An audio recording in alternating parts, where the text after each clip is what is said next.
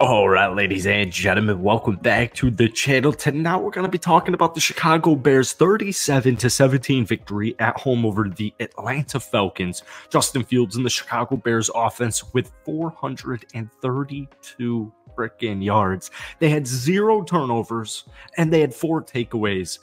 Defensively, they're firing on all cylinders. I cannot wait for this upcoming season of Bears defense. But one thing I've really noticed in the last... and I don't know if it's been even more so a month, but in the last couple of weeks, it seems like most people are on board with Justin Fields being QB1 for the Chicago Bears next season. Now, when I say most people, I don't mean Bears fans. I actually mean most of just NFL media, NFL fans, non-Bears fans. If you guys watch that football game against the Atlanta Falcons, the Bears stadium, Soldier Field, was chanting that we want Justin. And we talk about it especially a lot on this channel. Guys like DJ Moore, pretty much every single one of Justin Fields' teammates saying yeah, this is the dude. He's improving. I love him. He loves me. And we're going to rally behind him. And we're going to win some freaking Super Bowls soon. He's our guy. He's the guy. And I don't know what the narrative was or what shifted in the last couple of weeks, but it finally feels like people are starting to realize oh, hey, you know what? Maybe Luke Getsy is not the offensive coordinator here.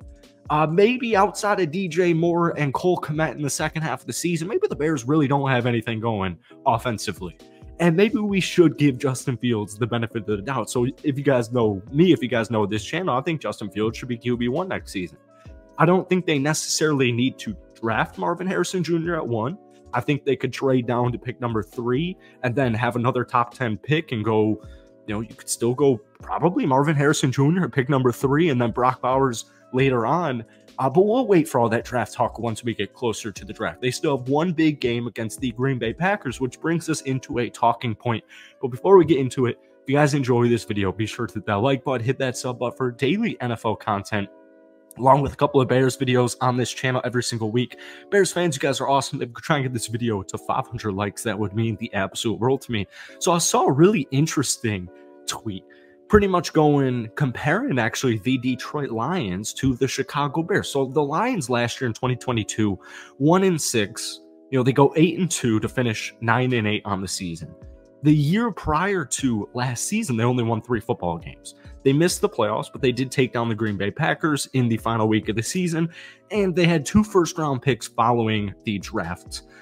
The Chicago Bears started this season 3-7, and since then, they are 6-2. And we could sit here and play what if, we could go to games like the Denver Broncos, most recently the Cleveland Browns, and be like, oh, wow, man, the Chicago Bears really easily could have been a 10-win playoff team this year. But anyways, with a win out against Green Bay in Week 18 next Sunday, you're 8-9. And as we know, the Chicago Bears won 3 football games last season. So I actually just want to say really quickly, I think the fact that and Bears fans didn't like this, Bears fans didn't hate this. NFL fans hated this comment when I said it for both the Texans and the Bears before the season began. Look, man, if the Bears and Texans win 6-7 games this upcoming season, that's a successful year. I know we all want this quick turnaround, but at the end of the day, the Chicago Bears have a couple of holes, and we're going to talk about that in just a second. But you're going to miss playoffs, but if you take down Packers in Week 18, that is, a moral victory right there. And obviously, they have 2 first-round picks in this upcoming draft. Justin Fields, in his last 17 starts, and for me, pretty much the solidifying factor that went into me passing on Caleb Williams, I had ego concerns-ish prior to it. But in that bowl game, in USC's bowl game where the backup QB broke records, you heard the cornerback for USC say oh, we're finally a team again. We can finally unite together. And that is not what I want to hear if I'm about to put all my eggs into the Caleb Williams basket. But anyways, Justin Fields in his last 17 starts, 4,200 total yards, 27 touchdowns total, 13 interceptions, and a passer rating of 85.1. The Chicago Bears in Justin Fields' last 5 games are 4-1. Now, I saw a stat here on a talking TV football show earlier today, and I wasn't a fan of it. And the reason is because you can tweak stats to prove any narrative. So I can give you stats on Justin Fields, why he should be QB1 very easily next season. I can also very easily give you stats why Justin Fields shouldn't be QB1. And I saw something on TV today, and it was like, 59.2. Passing yards only 208.8, a touchdown to interception ratio of 4-3, and a passer rating of 77.6.